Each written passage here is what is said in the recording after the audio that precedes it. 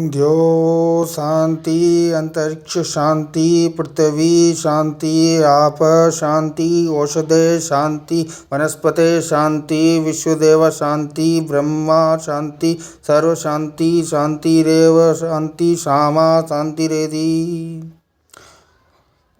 दोस्तों, ये बुक मैंने परचेज़ की है, the essential of Hinduism an introduction to all sacred text, Trilochan Shastri द्वारा लिखित है। ये अमेज़ोन से ऑर्डर की है, अमेज़ोन पे अवेलेबल है। ये मेरी तीसरी बुक है। इससे पहले मैंने एक गीता प्रेस से ऑर्डर की है, वो है गीता देव नंदिनी श्रीहरि गीता प्रेस गोरखपुर। ये बेसिकली बुक नहीं है, ये एक डायरी है। डायरी के अंदर आपको संक्षिप्त पंचांग भी है, ठीक है। इसके अलावा आपको कुछ चित्रण है भगवान के, कुछ मंत्रों सहित।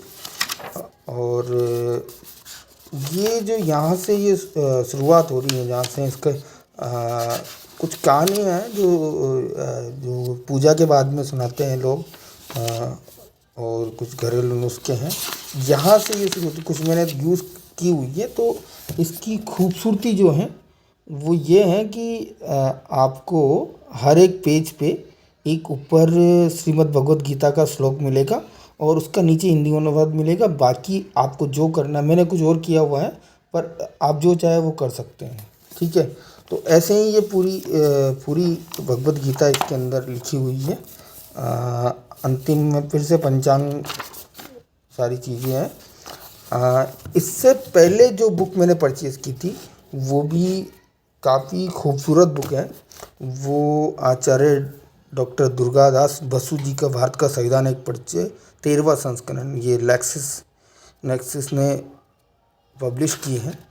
इसमें भी अगर आप देखेंगे तो जो लेटेस्ट संविधान का संस्मरण है 2021 के, जो भी अपडेट्स वगैरह हैं सारे इसके अंदर अवेलेबल हैं। ये इसकी डिटेलिंग है, इसमें संविधान के बारे में जितना भी है सब कुछ लगभग कवर्ड है। बेसिक नॉलेज इससे अपन गेन कर सकते हैं।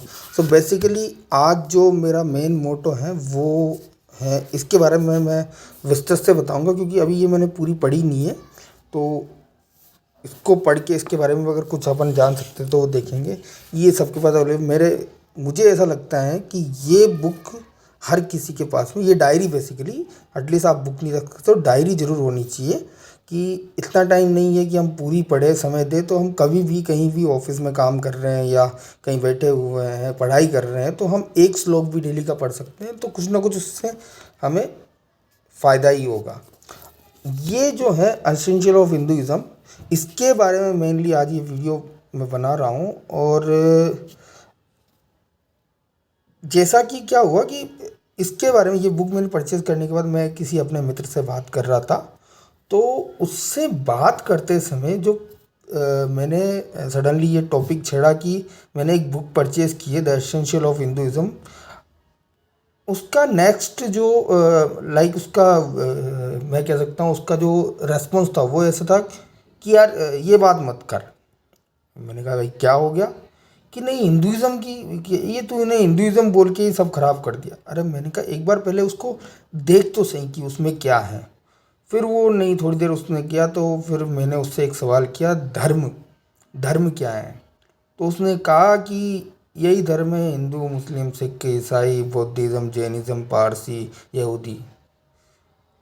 मैंने वहाँ इसको रोका, मैंने उससे कहा कि ठीक है, आज के तारीख में ये धर्म है, पर धर्म से मेरा जो आशय है, मेरा जो आशय धर्म से था वो था जीवन शैली। धर्म क्या है?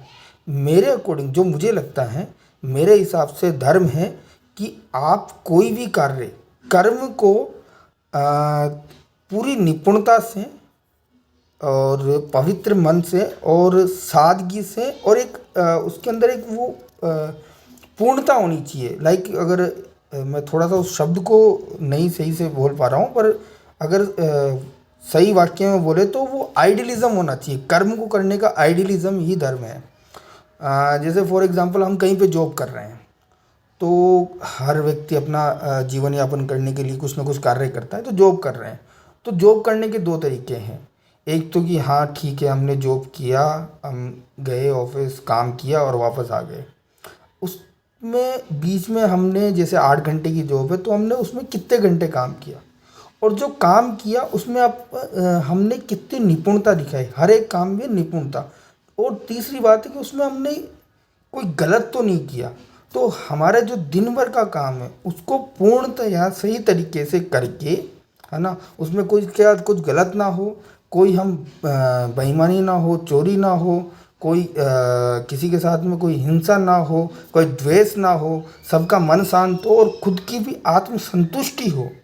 एक से प्रकार से किया गया कर्म ही मेरे अकॉर्डिंग धर्म है, और धर्म की वास्तविक परिभाषा यही है। बाकी जो भी हैं ये पंथ संप्रदाय हो सकते हैं, धर्म व्यक्ति के निजता है ना। तो मैंने उसको ये बताया, तो उसका थोड़ा इंटरेस्ट आया, तो उसके लिए मैंने थोड़ी सी वीडियो बनाई है, ज़्यादा नहीं है। अभी थोड़ा सा इसके बारे में बताऊंगा जितना मेरे को अभी तक समझ में आया है। ये मेरी पर्सनल नॉलेज है, मैं ऐसे नहीं कह रहा कि मैं एकदम करेक्ट हूँ, पर मेरे अकॉर्डिंग शायद ये ज़्यादा सही है धर्म की परिभाषा। तो अब हम ये जो लिखी है त्रिलोचन शास्त्री जी ने, इनका थोड़ा सा इनके बारे में लिखा है कि ये IIM बेंगलोर के प्रोफेसर हैं और डीन भी रहे हैं, और बीटेक इन्होंने IIT दिल्ली से की है, MBA IIT अहमदाबाद से किए हैं, और PhD MIT से की है। ये ADR के फाउंडर हैं, एक NGO हैं, ठीक है। और इनका काफ़ी ज़्यादा इंटरेस्ट हिंदुज़म में था, और इन्होंने कुछ टेक्स्ट पढ़े, कुछ स्कूल ऑफ थॉट्स के साथ में इन्होंने वर्क किया, फिलोसफीज़ में पिलग्रिमेज जो थे उनके साथ में जाके बैठे, और उन्होंने कुछ टीचर्स वगैरह जो भी इन्होंने डिफरेंट लोगों से अपना संग्रहण किया ज्ञान, और उस आधार पर ये बुक लिखी है, the essential of Hinduism, penguin Viking के प्रकाशन से हैं। अब इसमें देखो तो आप इसको देखने के बाद थोड़ा समझ पाएंगे कि मेरे मित्र से कहने का आशय था वो यहाँ पे स्पष्ट होगा। तो आप इसके 13 चैप्टर्स हैं इसमें। तो पहला जो चैप्टर है वो द वेदास, वेदा, उपनिषद और Vedanta, important concept of in Hinduism, the 6 Darshan and philosophies, the Brahma सूत्र, द भगवद गीता, पुराण, अगम शास्त्र, the other sacred text, the इतिहास और इपिक्स, द ग्रेट फिलोसफीज, द भक्ति ट्रेडिशन एंड पॉपुलर हिंदुइज्म। तो सबसे पहले चैप्टर में तो वेद क्या हैं, क्यों हैं, कैसे हैं और कितने प्रकार के, उसके बारे में, और उसके बाद में उपनिषद या वेदांत हम कह सकते हैं, तो उसके बारे में जो वेद जिन्होंने पढ़े हैं, उसके बाद में जिन्होंने वेद पढ़ने के बाद में उससे जो नॉलेज गेन हुई, उसके आधार पर जो उपनिषद बनाए, उपनिषद लिखे, तो वो उपनिषद है।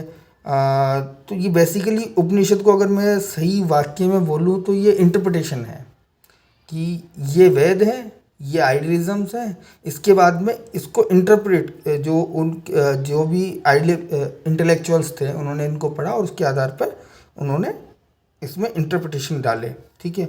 उसके बाद में कॉन्सेप्ट क्या है, क्यों हिंदुइज्म का एक बेसिक कॉन्सेप्ट क्या है, दर्शन है, जो अब आजकल बाहर की फिलोसफी ज़्यादा लोग पढ़ते हैं, बट इनको पढ़ो 6 दर्शनों को, उसके बाद में वास्तविक पता चलेगा कि ये दर्शन जो है ये अंतर्मन दर्शन है।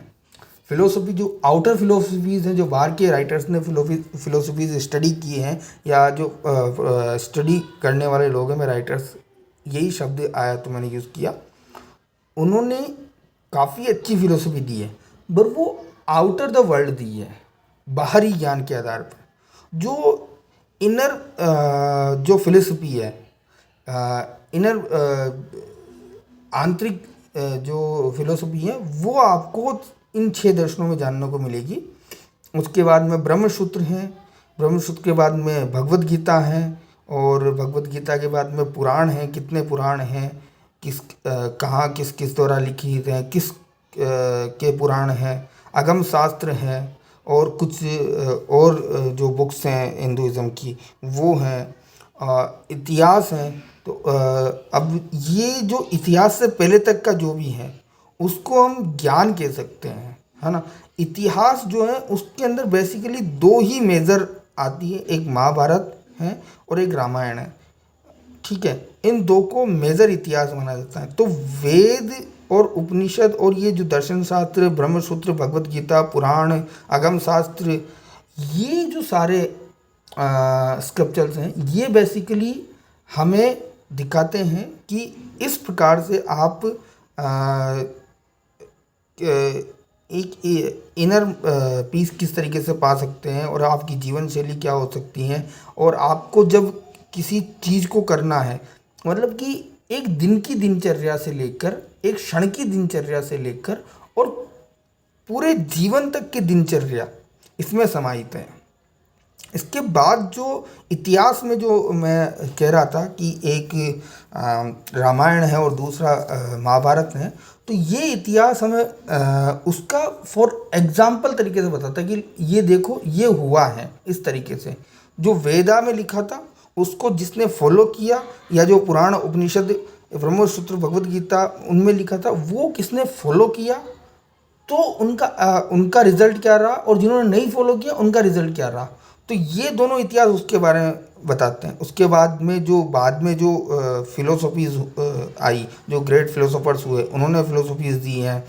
इसके बाद में जो आफ्टर 2000 भी मतलब कि अगर मैं जो लगभग मैं बात करूं कि 100 ईसा पूर्व से या उसके आसपास से के बाद में भक्ति ट्रेडिशन स्टार्ट हुआ। तो ये भक्ति ट्रेडिशन अभी तक का मीराबाई और नरसिंह जी तक, कबीर, रहीम, रस खान और तुलसीदास जी, इन सब तक चलता है ना। और पॉपुलर हिंदुज़म, तो ये इनके अंदर कंटेंट है। पर इसमें जो कुछ इनके बारे में लिखा, प्रीफेस लिखे हुए हैं कि क्यों इसकी ज़रूरत पड़ी, क्या है क्या नहीं है। इसके बाद में जो एक टाइमलाइन, अप्रोप्रिएट टाइमलाइन भी इन्होंने दे रखी है, क्या चीज़ कब शायद लिखित में होगी, क्योंकि वेद तो प्राचीन है, उनका तो ये डेट बता पाना कि कब से वेद है ये तो कंफर्म नहीं है, लेकिन उसको रिटर्न कब किया गया, क्या एरा वो हो सकता है, इसका एक आधार दिया हुआ कि लगभग इस समय के हो सकते हैं। तो ये जो इनका रिटर्न 1800 BC से और 800 BC समथिंग इन्होंने बताया कि ये तब लिखे गए हैं वो तो पता नहीं, क्योंकि उससे पहले ये वर्बली ट्रांसफर्ड होते थे। लाइक गुरु जो है वो शिष्य को पूरा वेद का पाठन करवाते थे, उनका स्मरण करवाते थे, फिर वो गुरु शिष्य परंपरा से ही आदि अनादि काल से वो ट्रांसफ़र होते रहे हैं। उसके बाद में उपनिषद का टाइमलाइन दिया हुआ है, ब्रह्मसूत्र सांख्य का टाइमलाइन दिया हुआ है, रामायण का टाइमलाइन दिया हुआ, ये लिखित हैं। ये कब घटित हुए वो नहीं है, ये कब लिखे गए, रिटर्न में कब एग्जिस्ट में है, और उसका भी एग्जैक्ट टाइमलाइन नहीं है, अप्रॉक्सीमेटेड टाइमलाइन है। तो इसको एक बार पढ़िए, बहुत ज़्यादा नहीं बट काफ़ी हद तक बेसिक नॉलेज हमें ज़रूर मिलेगा कि किस तरीके से हम हैं, हिंदुज़म में क्या है। और अगर मैं और बेटर समझाऊँ, हिंदुज़म इसलिए वर्ड यूज़ करना पड़ रहा है, इस बुक में भी बहुत ही सुंदर तरीके से लिखा है कि हिंदुइज़म बेसिकली आज के दौर में हम हिंदुइज़म बोलते हैं, बट अगर उसको एक्चुअल में बोला जाए तो उसको सनातन कह सकते हैं। सनातन, प्राचीन, अंतहीन, जो अनादिकाल से हैं। हाँ, तो सनातन इसलिए यूज़ नहीं करते कि सबको थोड़ा अजीब सा लगता है, सबको बांटना है अपने पर, तो वो सारा है। जैसे बीच में कहीं से मैं देखूंगा तो ये पूरा इंग्लिश में ही चलेगा, अंग्रेजी भाषा में है, लेकिन आपको कुछ संस्कृत के इसमें सूत्र मिलेंगे, सूत्रों से समझा, उसको अलग अलग हर एक शब्द का मीन क्या है उसके बारे में बताएंगे, पूरा इसके अंदर है। तो ये देखिए, हर में पहले संस्कृत में है, उसके बाद में उसका जो आजकल जो जिसे अपन कहते हैं हिंग्लिश, या तो उस तरीके से भी ये लिखा हुआ है। तो इसको देखिए, समानेन वो हईसा जुवो हम समानी व आकुति समाना हदयानी व समानमस्तु वो मनो यथा व स्वास्ति। इसका इंग्लिश भी लिखा हुआ और उसका मीन भी लिखा है। मुझे थोड़ा ये बुक ज़्यादा बेटर क्यों लगी है, उसका एक कारण है। क्योंकि आज की डेट में अगर हम देखें तो ना तो हम, जैसे मैं अगर मेरी बात करूँ तो मैं बीटेक ग्रेजुएट हूँ, तो मैं इंग्लिश हिंदी मीडियम से हूँ। तो अब 12th तक मैंने हिंदी पढ़ी, संस्कृत तो सिक्स के बाद थोड़ी सी पढ़ी, उसके बाद में ज़्यादा उस पर रहा नहीं। 10th तक थी पर वो पासिंग के हिसाब से पढ़ी। फिर हिंदी मीडियम रहा तो हिंदी का ज्ञान हुआ। उसके बाद में हम चले गए सीधे इंग्लिश मीडियम में, क्योंकि बीटेक है तो ऑब्वियसली इंग्लिश मीडियम में होगी। अब वो पूरा इंग्लिश मीडियम चला। अब फिलहाल अगर मैं बात करूं तो हम पढ़ सकते हैं संस्कृत, हिंदी। हिंदी को बेहतर तरीके से समझ सकते हैं। संस्कृत को समझने के लिए हमें उसका हिंदी वर्जन चाहिए, और इंग्लिश में भी सेम यही हाल है। लेकिन फिर भी क्या है कि आज जैसे हम काम इतना करते हैं रिलेटेड टू इंग्लिश कि हमारे लिए इंग्लिश थोड़ा ज़्यादा आसान हो गया है। वास्तविकता में अगर डीपली अगर बात करेंगे कि नहीं, तुम तो अगर हम बात करें कि हिंदी को पूरी तरीके से समझे तो अभी छंद वगैरह आ जाएंगे तो हम समझ भी नहीं पाएंगे। ठीक है, तो फिलहाल के टाइमलाइन के अकॉर्डिंग ठीक है कि फ़िलहाल की टाइमलाइन के अकॉर्डिंग ठीक है कि आप इंग्लिश में पढ़िए। जब आपको थोड़ा थोड़ा नॉलेज होने लगेगा तो थोड़ा संस्कृत का ज्ञान लीजिए, हिंदी का ज्ञान बेटर तरीके से लीजिए कि पढ़ने उसका वास्तविक अर्थ क्या है। क्योंकि अर्थ आसानी से जाना जा सकता है, लेकिन उसका जो सार है उसके लिए तो उस भाषा को पूरी तरीके से अडॉप्ट करना आना चाहिए कि वो मन की भाषा जब बन जाए। कि जैसे कि अभी भी कहते हैं ना कि जब हम इंग्लिश पढ़ते हैं तो जैसे सुधा मूर्ति जी ने भी एक इंटरव्यू में भी कहा था कि हम पढ़ते इंग्लिश में हैं, फिर उसका हिंदी में ट्रांसलेट करते हैं, फिर उसका रिप्लाई तैयार करते हैं या फिर उसका ट्रांसलेशन से उसको समझते हैं। तो हमारी बेसिक लैंग्वेज वो है। तो हमें एक बार इसको पढ़ेंगे तो अपने को लगभग सारी जानकारी हो जाएगी कि क्या है क्या नहीं है। उसके बाद में फिर जिसको डीप स्टडी करनी है तो इसमें हर एक की कौन सी बुक में क्या लिखा हुआ है, कहाँ पे अवेलेबल, वो सारा मिलेगा। तो मैं इसको पढ़ना स्टार्ट करूँगा आज से, और जो भी मेरे को इसमें लगेगा आपके लिए जो भी चीज़ें हैं कि ये इम्पोर्टेंट चीज़ें हैं, मैं कोशिश ये करूँगा कि मैं उनको नोट्स की तरीके से तैयार करके आपके सामने पेश करूँ। जैसे कि अब जब तैयारी करते थे, जैसे मैंने प्री इंजीनियरिंग की तैयारी करी, इंजीनियरिंग के एग्ज़ाम पे बैठने के लिए, तो एक तरीका होता था कि नोट्स तैयार कर लो टॉपिक के, तो उससे आइडिया हो जाएगा। तो हम उसके सब्जेक्टिव्स लिख लेते थे थोड़े थोड़े कि ये ऐसे हैं ये ऐसे हैं। तो वो मैं नोट्स तैयार करके एक दूसरा वीडियो बनाऊंगा तो आपको समझ में आएगा कि मेजर पॉइंट्स क्या हैं। हाँ, आप इसको मंगवा सकते हैं, अमेजोन पे अवेलेबल है, फ्लिपकार्ट पे अवेलेबल है। आई थिंक 374 रुपीज़ इसका कॉस्ट है। वहाँ से भी आप इसको पढ़ सकते हैं मंगवा के। किंडल वर्जन में अवेलेबल है, आई थिंक वो 356 रुपीज़ का है। तो ज़्यादा कॉस्टली नहीं है, और ऐसा नहीं है कि आपको एक ही दिन में सब कुछ ज्ञान प्राप्त करना है। आप पढ़ते रहिए। मेरा यह मानना है कि जब भी टाइम मिले अगर थोड़ा थोड़ा पढ़ते हैं तो ये कहीं ना कहीं काम आता है। और ये ऐसा नहीं है कि ओनली यही काम आ रहा है कि नहीं ठीक है हम इसके बारे में जान लेंगे, हिंदुइज्म के बारे में। बेसिकली हम जान लेंगे जीवनचर्या के बारे में, कैसे हम देखो जीना है, कैसे हम आदर्श हो सकते हैं। आइडियलिज्म, सॉरी, अब इतनी देर बाद मुझे आइडियलिज्म का हिंदी अर्थ आया है। तो और हूँ मैं हिंदी मीडियम से, तो मैशअप इतना हो गया ना कि पता नहीं चलता कि किस शब्द का वास्तविक अर्थ क्या प्रयोग करना है हिंदी में। कोशिश कर रहा हूँ कुछ और चीज़ें पढ़ने की फ़िलहाल इसको, फिर उसके बाद में हम इसके बारे में भी चर्चा करेंगे, गीतावंदनी के बारे में। और मुझे एक चीज़ समझ में आई है इस बुक के अलावा, मैं इसको पढ़िए, मैं इनका हल्का सा इंट्रोडक्शन आपको दे रहा हूँ। हमें कम से कम पता होना चाहिए इंडियन कॉन्स्टिट्यूशन के बारे में। ये ऐसा नहीं है कि ओनली लॉ वाले पढ़ेंगे या फिर जो लॉ से रिलेटेड वर्क करते हैं वही पढ़ेंगे। हमें पता होना चाहिए। Being a citizen of India, भारतीय नागरिक होने के तौर पे हमें पता होना चाहिए कि हम किस व्यवस्था के अधीन यहाँ पे जीवन यापन कर रहे हैं, अर्जन कर रहे हैं। वो व्यवस्था के बारे में हमें संपूर्ण जानकारी जरूर होना चाहिए। तो ये वाला वो पार्ट है, ये बताता है। तो आप पढ़िए और मैं भी पढ़ता हूँ, जो मेरे को इम्पोर्टेंट लगेगा वो आपको मिलेगा। धन्यवाद। ओम शांति शांति शांति।